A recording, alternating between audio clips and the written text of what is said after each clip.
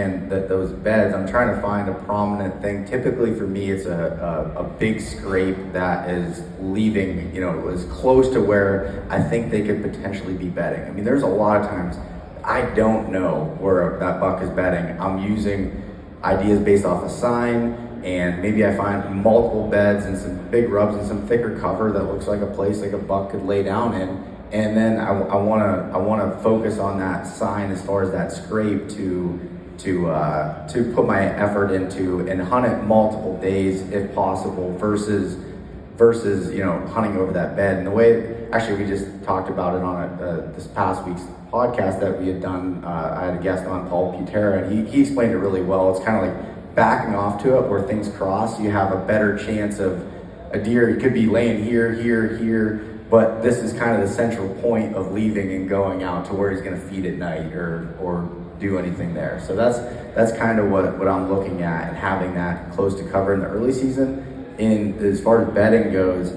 then you start getting in really mid-October and through November. Now I'm focused on where the does are, and that's when I'm focused. I may focus on specific doe bedding groups, scrapes that are located next to those areas, and then the peak of the rut, and kind of getting in the middle of all that, trying to connect those dots and find those terrain funnels or features that I believe that they're going to travel between.